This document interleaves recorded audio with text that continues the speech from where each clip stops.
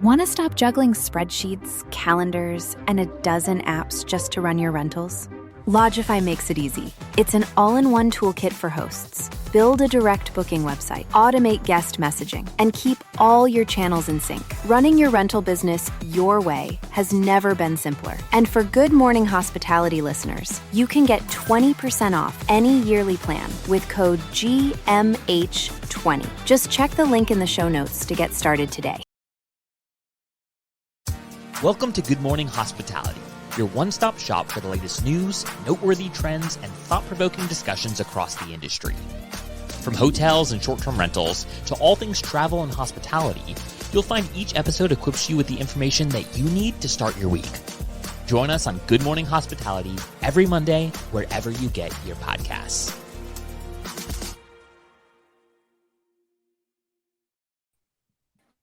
Good morning. Good morning. Happy Monday. Hello, hello.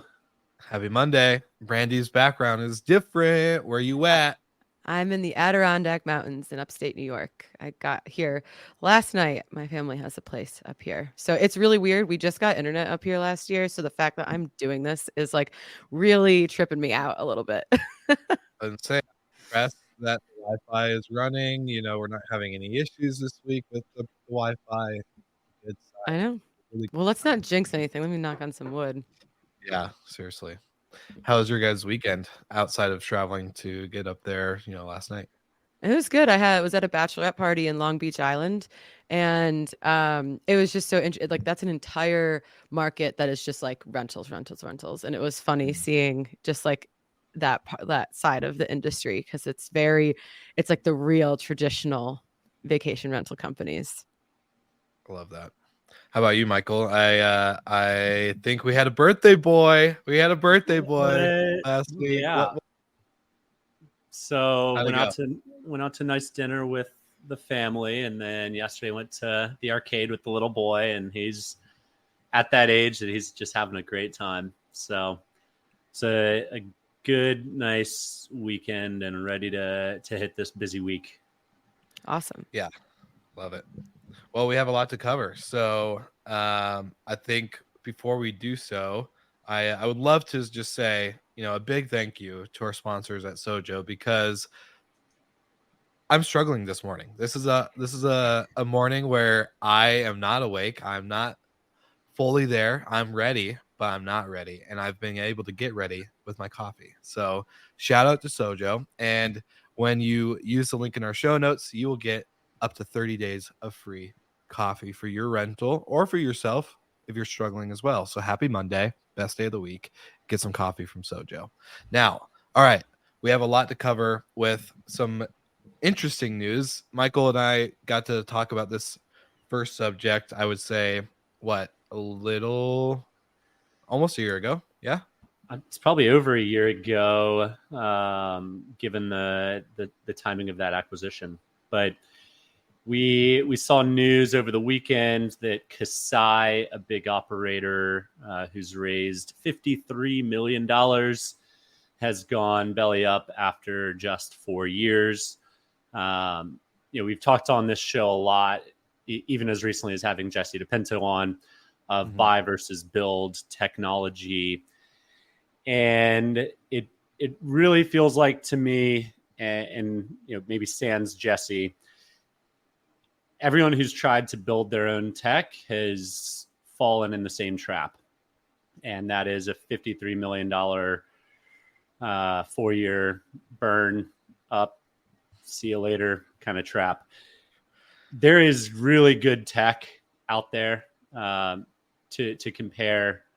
I know TravelNet has raised more than $50 million to just build tech, not do the whole operations that we know takes a ton of time for management companies. And when you have a company that spends tons of money just building tech, acquiring additional pieces of tech like rented, it's going to be better than whatever you're building, and you're going to save money. You might feel like whatever tech is expensive. I've heard lots of people complain about PMSs or pricing or whatever, but at the end of the day, it's still going to be cheaper than building your own, unless you're at just a massive, massive scale. Even in which case, the biggest hotel chains in the world largely use third-party tech. So, if you're chasing that multiple for a tech valuation, I think those days are come and gone, and there's too many proof points between, Saunders IPO, Stay Alfred's failure, Casai's failure, Domio's failure. Too much money has been raised to be a tech company. And Brandy, you guys have come out and unabashedly say you're not a tech company, right? Yeah. Yeah. So, Well, yeah, for those reasons. And I was like, reading kind of the articles that have been coming out, I felt a lot of I relate to some of the things that they're going through. And there is this, they were going after a tech valuation. Obviously, they had a really prominent tech VC funding them. And so you understand why they made those decisions. But then something that was in one of the LinkedIn posts that I thought was really poignant is that they were operating kind of under the assumption that there was always another well to go back to, because for a long period of time, there was a well to go back to. And, it's a total mind shift to be like, there is no more money. You have to operate like there's no more money coming in, and that you have to become profitable and fund the business. And in that way, if there is funding that comes in, that's just like a bonus. Maybe you expand faster than you thought. But I think that they unfortunately learned that lesson the hard way. And we've been talking about this for a couple months. Like, these things are going to continue to happen. This is just kind of like another casualty in this kind of funding phase. I kind of looked at 2021, 2020, partially 2022 as kind of, I don't know, just from sitting back. I'm not very much in this venture capital world. I'm not, super in depth into it as maybe you guys are, but from my perspective, it just looked a little unsustainable in the sense of like, let's just pour a ton of money.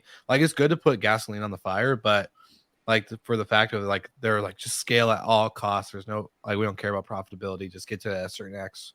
Maybe that's a little bit extreme, but that there's not even the conversation of profitability in the conversation on top of, getting this venture capital. To me, it was a little odd. I would say it's weird. And so maybe I guess a question to you guys, or even any of the audience watching or listening after this goes up, is, are we going to see a lot more crumblings like Casai? Are we going to see like this big ripple effect? If so, how long is it going to go? How deep are we going to see it? Like, there's just obviously a lot of capital that has come into the industry, but I don't know. We've seen a lot of companies do really well afterwards, but we also are now seeing obviously this. So yeah, I think the grow at all costs era of venture capital is over for now. It'll be back, in a 5 to 10 year cycle as it was. Yeah. I think there's a number of lessons from this that we can garner. I think the founder optimism of, well, Andreessen invested in us, they're always going to invest in us no matter what. It's true to an extent, but to an extent it's not. I also think that Casai chased the shiny objects a lot in every corner. They started in Mexico. They should have stayed in Mexico. They bought a company in Brazil, which isn't anywhere close. It's a long flight. It is a different language. They expanded internationally too early.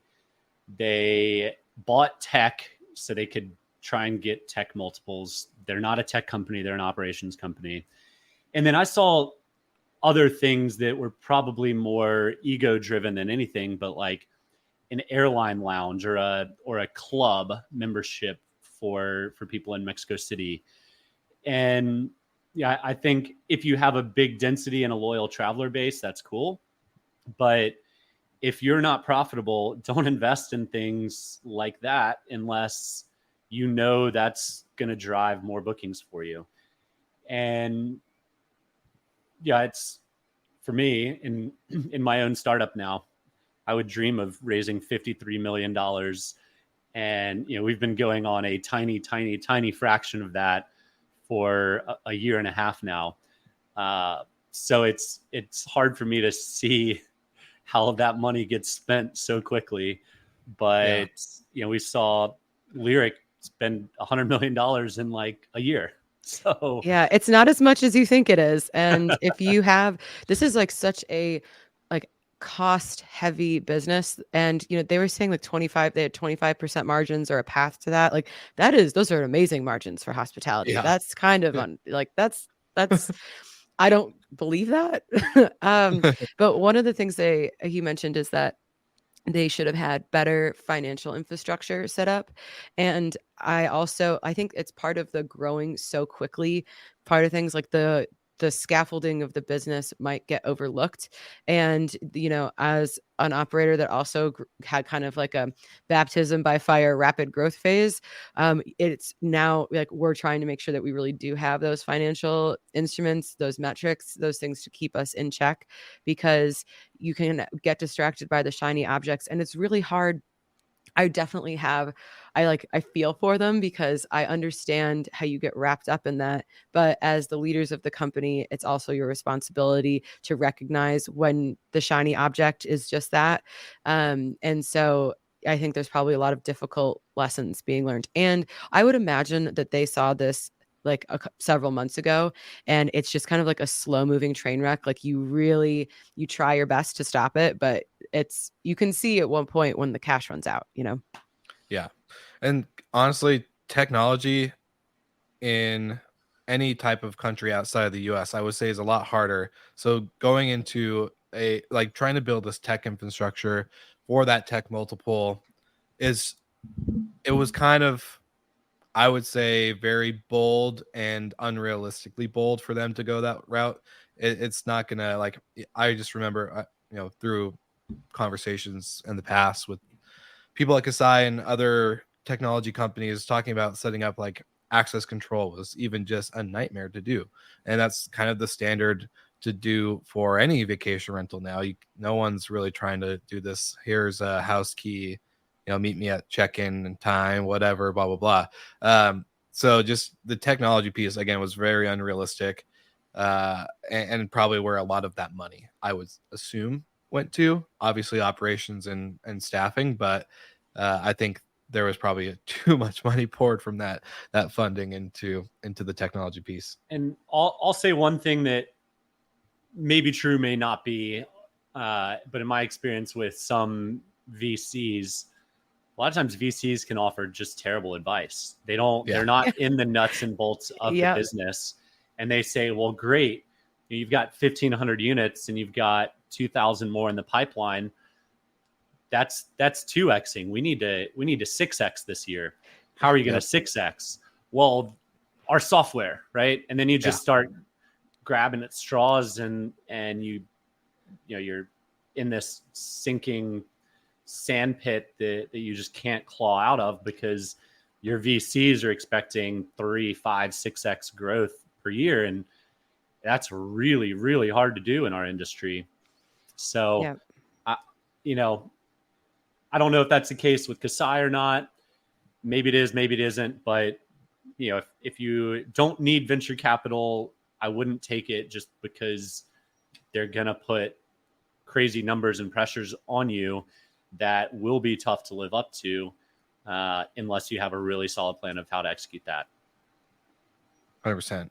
And speaking of financial literacy that Brandy was mentioning, one of the conversations I really think we would benefit from having on the show, maybe on a future guest episode, but I remember talking to Michael Lester from Cassiola, which is a great friend of the show, and they always support us. So if you don't follow Cassiola, go give them some love over there. But Michael and I have been talking about, financial literacy when it comes to operations and what that looks like for vacation rental managers and how to set up those financial infrastructures. And I think a lot of us, just like, again, a lot of people get into this business not expecting or maybe not to grow and to run all these properties and have this brand and to do all this stuff. But then it's like, oh, no one really teaches you a lot of these things behind the scenes. So the financial literacy piece is, again, super important, and not just for vacation rentals, but for all business. So it's one of the hardest things, I think, like learning, especially if you're not a financial person. So I think that's something that maybe venture capitalists, as they're investing into companies, can maybe start teaching people how to sign up their companies for financial success rather than just growth. Yeah, Well, there's some things that startups just don't really like to invest in early, which is finance or HR. Both are important, or even legal for that matter. Yeah. All are important. All are very expensive though. So there is this balance of how early do you do it. If you've raised $53 million, yeah, I would expect there to be financial and human resource and legal pieces as part of the pie. But, you know, also speaking from experience, we're not the best at any of those in our small startup. So it having seen it firsthand at other startups, I also know better, that I know our financial systems need to be a little more buttoned up, but it costs money. It takes a lot of time, and it doesn't necessarily lead to growth. So that's, well, you can't grow if you don't have a company. So there's also that component. And I mean, like from my experience, like I did our accounting for the first 3.5 years, and there became a point where I was like, it is about to be financially irresponsible. Like the numbers are too big for me to be doing this. And I don't think, maybe that's not the case that they were in, but you're right. Like if it also becomes more and more difficult to fix the house once it becomes a certain size, like you're just kind of like putting duct tape in places. So yeah, I am. Well, and it's interesting though, because it seems like a couple other operators benefited from this. You know, every time one operator goes out of business, several more gain some new properties. So hopefully, and furniture. And furniture and employees. So I mean, this is just part of the evolution of the industry. And whenever there's turmoil, that's kind of where more creativity happens, and you kind of see, you know, rebirth in different areas. Yeah. It's never exciting to talk about someone going out of business, but again, Brandy's got the positive side of it. One more comment before we move on. I've got Nico's note here as he announced this, I guess. We ended up building full stack software for operations, pricing, and analytics because nothing on the market worked for us. That's just hubris. I'm sorry. Yeah. Make it work for you, right? Make it work for you. Well, like it's also all like, those things. Like, go ahead, Will. Yeah. Go ahead. No, go ahead. Sorry. I was just like, we're all passionate about this. I know we are. No, I just, especially, I mean, the pricing component, I think to me is the most ridiculous, because there are, I mean, okay, I get that your operations are unique to you and whatever, if that's why you want to build the PMS, but there are so many good pricing companies out there right now. And also, if you're big enough and you're, you know, big and bad enough, anything's possible if you're willing to pay for it. Like if you went to Wheelhouse and you were like, can I have this exact feature? And I will, you know, people will work with you, you know? So I think that you're right. It was just hubris. Yeah. There's so many lots of circumstances here that could lead to the downfall, but that's an excuse, not a valid reason, in my opinion. Yeah. Especially the part where they said data. There's no data that works for them. Are you kidding me? Like we have Jamie Lane on the show every month, and getting to be, you know, the closer I've gotten with people at AirDNA outside of Jamie, I'm immediately like, yeah, that's insane. If people say they can't find data that doesn't work for them, or analytics that doesn't work or isn't correct, I'm like, yo, come on. And to Brandy's point, if they had gone to TravelNet and said, we've got 1,600 units, everything 100%. works for us except we need these 3 things. We'll sign tomorrow if you commit to building these 3 things. They will build it faster, better, and more efficiently, cost efficiently, 10 times over than if you just went out and hired 5 of your own developers that hack away at it for 12 months before one of the 3 things is built. Because this stuff takes a long time to build.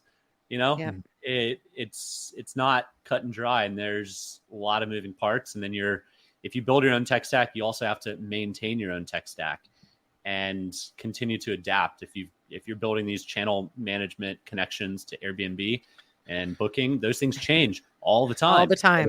Yeah. So it's a bit odd. It's a bit crazy, but oh well. Rant over. Hey, this is all stuff we've learned over the last however many years. So, maybe some people haven't learned the same lessons we have, but if they tune into Good Morning Hospitality, they'll know for sure. But anyways, without a shameless one last thing on that, Will. Okay. Back many years ago when I was back at Noiseware, we were chatting with Casai, and they were like, well, we might just build this on our own. And I just laughed and said, okay, we'll see you later. Good luck. Like you want to build your whole tech stack to have something that specific. You're out of your mind. Well, that sounds like advice from a tech VC who doesn't understand the landscape or this is so operations heavy. This is so physical, it's expensive. And It's and then very to expensive. add building all this tech on top of it is just even more expensive, as they found out. So, all right. Well, the next interesting piece that came out, and we spent maybe more time on that than we thought, but I love it. Yeah, we covered 3 weeks ago. We covered Hopper's separation with Expedia. Well, Expedia's got a new partner, and that partner is sexier. Well, in some regards. In some regards, size-wise. Yeah. So Expedia announced this week that they've partnered up with Walmart, and it seems like an interesting partnership. Walmart, to my knowledge, has never sold travel, but I pulled some analytics on the website usage over the weekend. Hopper gets about 10 million monthly visits to its website. Walmart gets 40 times that. So they get almost 400 million website visits a month. Now, they're not all going there to shop for travel, but if you can be the inspiration of it, and Expedia is just white labeling it for Walmart like they were with Hopper, Walmart's not going to go out and compete like Hopper is. So there's far less risk of competition. They're not going to go out and disintermediate, sign the properties directly, and slowly turn off this brand, or this property. So it's a far better partnership than the Hopper one, and my guess is it'll replace revenues from Hopper pretty quickly. So yeah, just to put it in perspective, Walmart is the third largest e-commerce platform in the world, to Amazon, next to Amazon and eBay. So I love it. As Larry's saying on the screen, tuning in live on LinkedIn, shout out to Larry. Building out Walmart Plus actually makes sense for this partnership. I think that subscription model is money for companies like Amazon and Walmart and everybody else involved with any subscription. So makes sense. Because because you're not intentionally going to Walmart to book travel, as soon as you're on their site getting whatever it is you're getting, it's going to be so easy for Walmart to redirect you to travel that it's going to take no time at all, and so I think it's great. And then you can package things together. It's a great move. And the flip side of it too, it's a great move for Walmart. Of course, they get whatever percentage split that Expedia is giving them, but if you're going to the mountains, they can sell you a jacket and hiking boots and bug spray. If you're going to the beach, they can sell you towels and sunscreen, if you're me at least, and a wide brim hat, right? Yeah. So you can actually just package some of whatever you're buying up all in one spot. If they know you're going to this destination, and 75% of people that go to the mountains buy bug spray too. Great, right? So it can lead to more sales. And Larry's comment on Amazon, quite frankly, I'm a little shocked that Walmart beat Amazon to the punch there. Same. Well done, Walmart. Well, Amazon might be doing kind of the build rather than buy thing if they're trying to get into travel. I could see Amazon trying to just do it themselves, like they have with so many other components of our commerce. But I'm also, there's been kind of this public feud going on with, after the Hopper exit, and this must be just a big blow. Like that just, trying to say that this wasn't going to impact Hopper, and then the person that they left you Yeah. for was Walmart. Yeah, seriously. Especially being the young startup on the block with a $1 billion valuation. But that's also a billions valuation.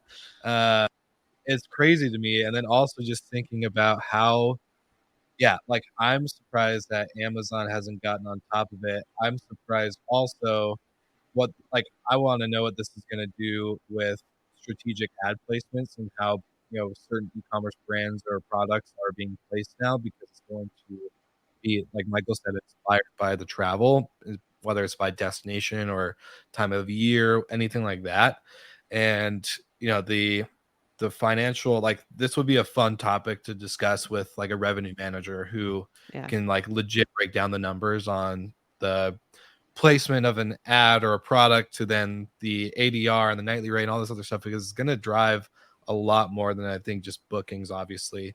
But I would love to know Brandy's opinion for some. I actually, Caleb in the comments, I was thinking about this earlier, and Caleb brought it up, is that, having the physical delivery component, because let's say I'm going on vacation in the Outer Banks or Smoky Mountains or wherever, I don't want to bring all of that stuff with me. So either have it delivered to the property, which we don't allow, but some people do, or like the nearest UPS pickup location or whatever it is. That way you don't have to worry about bringing all that stuff with you, I think is genius. And Walmart not only has the logistics capabilities, which are arguably some of the most important parts of this, but also like their advertising dollars. I mean, this is just like almost an unlimited partnership with how much they can do and how creative they can be. And they can afford to like rely on their strengths, like logistics, like advertising dollars and things like that. And they can probably have a little bit of wiggle room to experiment and see kind of like what crazy things or what creative things they can do and what works, because they have obviously like the financial component to back up. I can actually see a lot of people booking travel from Walmart because Walmart has the perception or reality of discount or budget. And so if you're booking budget friendly accommodations, people might start to think Walmart. Now, to maybe expand upon what you're saying, Brandy, this is a perfect partnership for Sojo to start entering themselves into as well.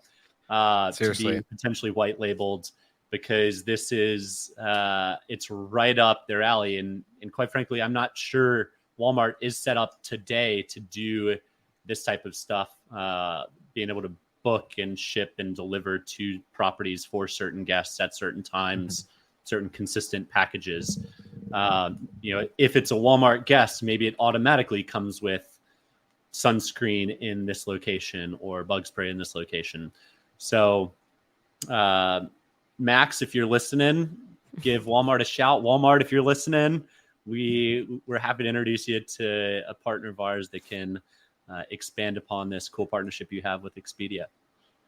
Seriously. And well, the thing I was thinking about earlier too, not only was this a big, slap to Hopper, but the thing about Expedia announcing and launching their One Key program. So now Vrbo and all this other stuff. So like this expansion, and yes, I can't believe we didn't like think about how this is perfect for Sojo. But yeah, this like One Key program, now all of this Expedia inventory, including Vrbo, so vacation rentals, like this is going to open up. I know a lot of travelers maybe travel or book or know of Airbnb, but this is going to expose even more people just to the vacation rental, short-term rental segment of, lodging and hospitality. So this is also a really good exposure just for the industry in general, as this partnership hopefully takes off more than it did with Hopper. But yeah, any final thoughts for you guys before we wrap up today's episode? I guess now I'm just curious to see what Amazon does. This seems like a real gap in their plans. Maybe they've just been spending too much money on that Lord of the Rings series that they made. I wonder if Walmart locked Expedia into exclusivity to not compete with. Oh, I mean, I'm sure they must. That's the case, and booking is the only other alternative. And then to Larry's comment, sell me a travel kit. sign up at Sojo. They'll send you a box tomorrow. Yeah, I was gonna say, Larry, let us know, and we will get you a box complimentary on us. I'll even throw in a Good Morning Hospitality T-shirt, maybe a mug. We'll give you all the swag today, my friend, because you've been killing it in the comments. So thank you for all the love and support today. I love today's topics. Totally unintentional, but able to completely weave in both of our partners. Yeah. I love it when that happens. It makes our job so much easier. But yeah, this is great. Nice. This is a fun one. I think this is definitely an episode we're gonna have to pin and continue to have kind of in our sphere of coming back to, because I think this conversation is only just beginning. So one more comment. I saw recently that Google started to deprioritize its travel. So maybe Walmart saw the opportunity to jump in and maybe fill that void a little bit. So I love it. Yeah, I can't wait to see where this goes. And I'm actually legitimately excited for this partnership. I love partnerships, and maybe let's see where it goes. And then one just final thing, kind of circling back to Casai, a final note on that. It's easy to sit from our perspective and, kind of critique the journey. But it is hard to see it when you're in it. So, I mean, I think they definitely made a lot of mistakes, but I also have a lot of empathy for them it's not fun watching your company kind of spiral out of that. So hopefully if you're another operator that's in a similar venture-backed situation, or you're facing some of the similar problems, this is kind of a wake-up call to look at your financial structure, to make hard decisions, and so that we can learn from these companies that are folding, and not have to keep bringing them up on the show. And this is something that you guys do really well, Brandy, but collaborate with other companies. They might be somewhat competitors, but this industry is, for the most part, very open. And it's the companies that aren't very open that go away very quickly. And Domio is a perfect example of it. They were very insular. They didn't want to partner. They wanted to steal everyone else's ideas and thoughts and all of that, and not be transparent and open. But Jesse being able to come on and share their experience. I know you guys are close with them, so frenemies. Rely on your friendly competition to help, and odds are they will. And if they won't, then odds are they won't be around for much longer. Agreed. Yeah. This industry is very collaborative, so it's definitely a good lesson learned along the way. But this was fun. This is definitely an episode and topic that we're going to keep an eye on. So for all of our live viewers, for our listeners on the back end, thank you for tuning in. Check out next week's episode as we get ready to gear up for more conversations like this. And we'll see you all again next week.